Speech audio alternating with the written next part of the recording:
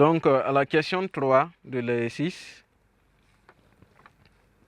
on demande de déterminer une équation de la droite de régression plutôt, une équation de la droite de régression de y en x selon la méthode des moindres carrés.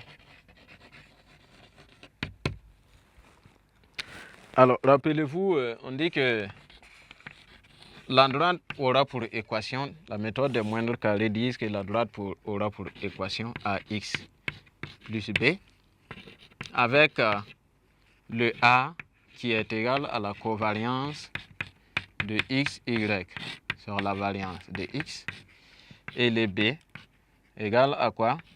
Y bar moins ax bar. Donc, quand on utilise ça, puisqu'on a la covariance, on a la variance, on a les deux moyennes, il suffit juste de calculer.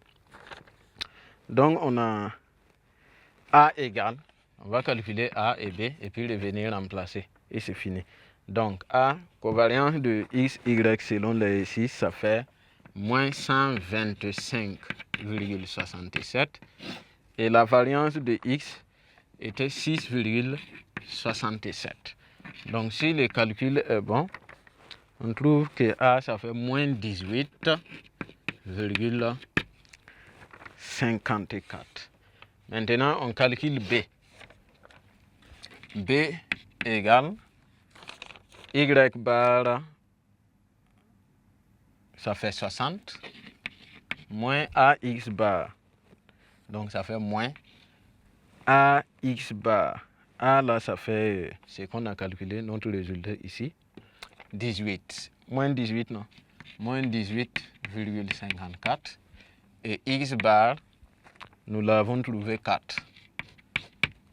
Donc ça fait 60 plus 18,54 fois 4. Et si le calcul est bon, on doit trouver 135,36. Voici B. Donc, la droite d'ajustement. Donc, la droite d'ajustement a pour équation,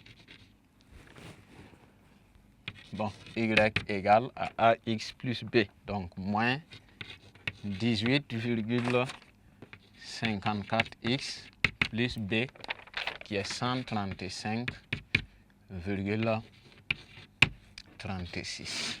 Donc, voici l'équation de la droite de régression. Donc, on a fini avec notre exercice d'application qui nous a permis de mobiliser plusieurs éléments vus dans le cadre du cours. On a vu comment calculer donc, la covariance, le coefficient de corrélation. On est revenu sur les calculs de moyenne qui doivent nous permettre de pouvoir déterminer les coordonnées du point G. On a vu comment faire un ajustement suivant donc la méthode des moindres carrés. Donc, il nous faut forcément la covariance, la variance et éventuellement les moyennes des deux caractères respectifs. Donc, on remplace, on détermine la valeur de A selon la formule, la valeur de B déterminée selon la formule aussi. Je n'ai pas mis la formule de B. Voilà la formule de B. Et enfin, on revient remplacer dans l'équation réduite de la droite y égale à ax plus b pour trouver donc l'équation de la droite d'ajustement selon les moindres carrés. Nous vous souhaitons donc bonne exploitation. On part maintenant prendre une situation d'intégration pour voir comment ces formules-là peuvent être utilisées pour résoudre une situation donnée dans la vie courante. courante.